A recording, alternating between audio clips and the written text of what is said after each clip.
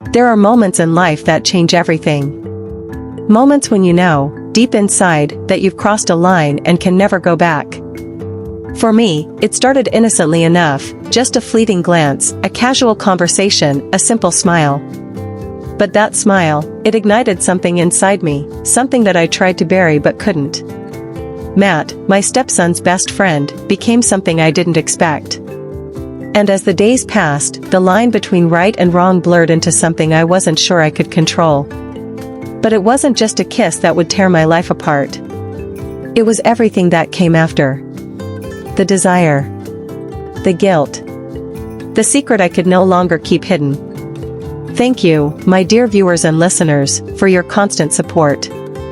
Your likes and comments give me the courage to be honest and vulnerable, and I'm so grateful for your encouragement as I share this part of my life. It's not easy to open up, but knowing you're with me makes all the difference. I never thought I'd find myself in a situation like this.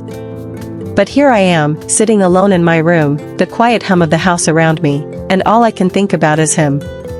I'm Sarah, a 38-year-old woman who thought I had everything figured out. I have a husband, Mark, whom I love, but lately, that love feels more like a distant memory. Mark works long hours, and though I understand his commitment to his job, I often find myself alone, left with the echoes of a life I once dreamed of. I am a stepmother to Jake, my 17-year-old stepson, a quiet, introspective boy who has his own struggles, his own world. We're a family in name, but it often feels like we're all separate pieces, disconnected from one another. At least, that's how I saw it until Matt came into our lives. Mark is a good man. He's the kind of man who would do anything for his family, at least, that's what I tell myself. He works as an executive at a tech company, always away on business trips or caught up in meetings. I admire his ambition, but over time, I began to feel invisible. Mark and I don't talk much anymore. Our conversations feel like routine: how was your day, what's for dinner, and the occasional question about Jake's schoolwork. But when it comes to matters of the heart, it feels like we've drifted so far apart that I don't know how to find my way back. Jake is my husband's son from his first marriage. He's a typical teenager, rebellious, quiet, and often in his own world. He doesn't talk much to me, and I don't blame him for that. I'm not his mother, and I've never tried to replace her. But even though he keeps his distance, I can't help but feel for him. I want to connect with him, to make him feel welcome in this home. But it's a struggle, and I don't know how to bridge the gap. Matt is 18, the same age as Jake, and he's been a part of our family for a few years now. At first, I saw him as just Jake's friend, a boy who came over to play video games, hang out, and spend time with my stepson. But recently, something shifted. Matt is confident, charming, and undeniably attractive. I noticed it the first time he smiled at me, just a casual smile, nothing special, but it made my heart skip a beat.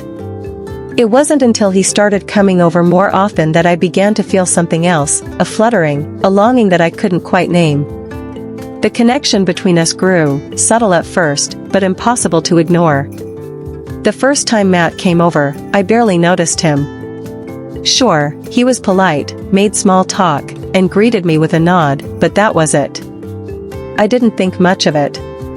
But as the weeks went by, he started coming over more often, sometimes just to hang out with Jake, other times for dinner. I noticed how he made an effort to engage with me, asking how my day was, commenting on the food I'd cooked, and making jokes that made me laugh harder than I'd expected. His presence in the house was like a breath of fresh air. It was something I hadn't realized I was missing. It wasn't just that he was polite or charming. There was an energy about him, a way he made you feel seen, heard. And I, for the first time in a long while, felt noticed.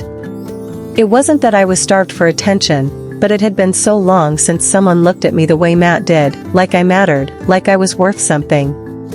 Then there were the small things.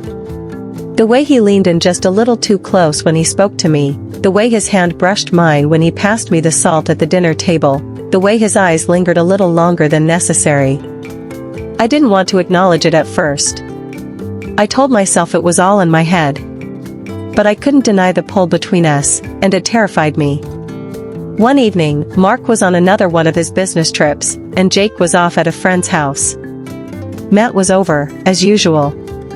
We were sitting in the living room, watching a movie, when he made a joke, and I laughed harder than I had in months. He smiled, a genuine smile that made my chest tighten. "You have a nice laugh," he said, his voice low. It was an innocent comment, but something in the way he said it made my heart race. "Thanks," I replied, trying to mask the fluttering sensation in my stomach. But I couldn't stop my eyes from meeting his. And when I did, I saw something there, something that made me catch my breath. Matt didn't look away. He held my gaze, his eyes dark and intense. The air between us thickened, and I felt the tension building, creeping through the space like a slow, undeniable force. I should have looked away. I should have excused myself, gone to my room, and pretended that nothing was happening. But instead, I stayed. I couldn't look away.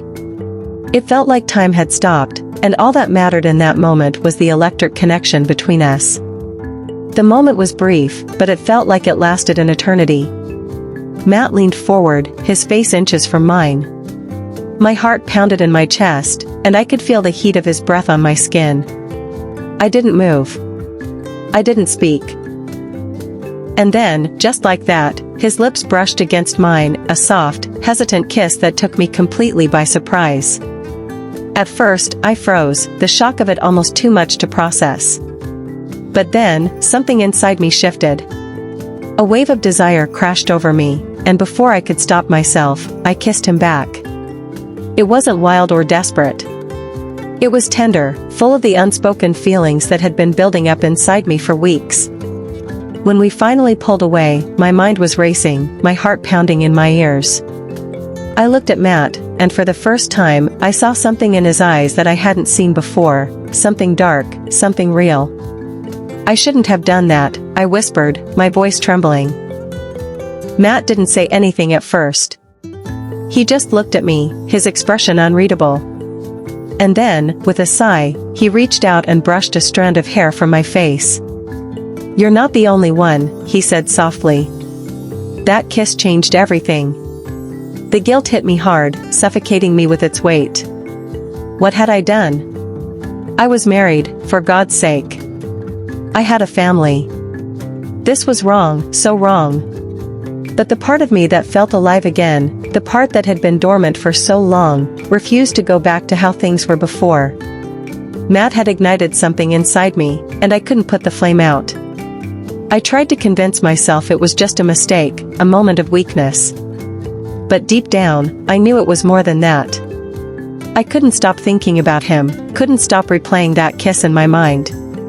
And with each passing day, it became harder to deny what was happening between us. The night after the kiss, I couldn't sleep. I tossed and turned in my bed, every part of me torn between guilt and desire. What had happened between Matt and me was a mistake, a fleeting moment of weakness, but the way my body felt, the heat, the rush, told me it was more than that. There was something inside me that craved him, and that craving was growing stronger by the day. The next morning, I expected things to be awkward between us, that Matt would avoid me, and maybe even that I would avoid him. But when he walked into the kitchen, smiling like nothing had happened, I felt a pang of disappointment. I wanted him to say something, to acknowledge what we had shared, but instead, he acted as if everything was normal. "Morning," he said, his voice casual, like we hadn't just crossed a line the night before. "Morning," I replied, trying to sound nonchalant, though I felt anything but.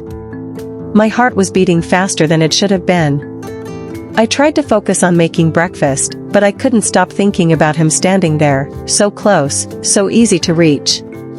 It felt like the space between us had narrowed, and I couldn't escape the pull that was drawing me in. We didn't speak much over breakfast, but there was an unspoken tension hanging between us. I knew Matt felt it too, he had to. But he wasn't saying anything, and neither was I. Maybe he was just as scared as I was, unsure of what would happen next. I tried to push the thoughts from my mind. I had a husband. I had a family. This couldn't happen again. But it did. It started innocently, as most things do. A touch here, a shared glance there. I tried to ignore it, but it was impossible. Every time Matt came over, the air between us grew thicker, and I found myself more and more consumed by the feelings I was trying to deny. It wasn't just physical, it was emotional, too. Matt wasn't just a boy anymore, he had become something else to me. He was charming, confident, and so easy to talk to. He made me feel like I was special, like I mattered. He noticed me, in a way Mark hadn't in years. It was intoxicating. Each time he came over, I found myself craving his attention, and when he gave it to me, I felt alive again. One afternoon, when Mark was away for a work trip, Matt came over to help Jake with his school project. I knew it was wrong to be alone with him, but I couldn't bring myself to ask him to leave. We ended up sitting on the couch together after Jake went upstairs, talking about anything and everything. The conversation flowed easily, and I felt something shift in the way we spoke to each other. It was different, more intimate. Without thinking, I reached for a glass of wine, pouring us both a glass. It was a small, innocent gesture, but in that moment, it felt like we were doing something forbidden. As I handed Matt his drink, our fingers brushed, and I swear I felt the spark between us before I even registered it. "Thanks," he said, his voice low, eyes never leaving mine. "Of course," I replied, my breath catching in my throat. It wasn't just the alcohol, Matt's gaze was making me feel things I hadn't felt in years. I was no longer just a woman trying to keep a family together. I was someone on the edge, about to fall into something I didn't know how to stop. He smiled at me, a small, knowing smile, and before I could stop myself, I leaned in slightly. I wanted to say something, to change the direction of this moment, but it was too late. Matt was already leaning in, his face just inches from mine. The space between us disappeared in an instant. And then, without a word, he kissed me again. It was different this time. More urgent, more desperate. I kissed him back, feeling a rush of emotion that I couldn't contain. This wasn't just about attraction anymore, it was about something deeper, something that had been building between us for far too long. When we pulled away, both of us breathless, I felt a pang of guilt shoot through me. What had I done? What was happening between us? I knew I couldn't keep lying to myself. This wasn't some mistake anymore, it was an affair. And it was starting to consume me that night, as I lay in bed beside Mark, the guilt gnawed at me. He had no idea. He had no clue what I had done, what I was continuing to do. But I could feel the weight of my actions pressing down on me, suffocating me. I wanted to confess, wanted to tell Mark everything, but a part of me was too scared. I couldn't bear the thought of losing him, of losing everything. At the same time, I knew I couldn't keep living this lie. I was torn between the man I had married, the family I had promised to protect, and the temptation that Matt represented, this dangerous, thrilling affair that made me feel things I hadn't felt in years. As the days passed, it became harder to keep my emotions in check. Every time Matt came over, it felt like I was walking a tightrope, one step away from losing everything. The affair was becoming more than just physical, it was starting to affect every part of my life.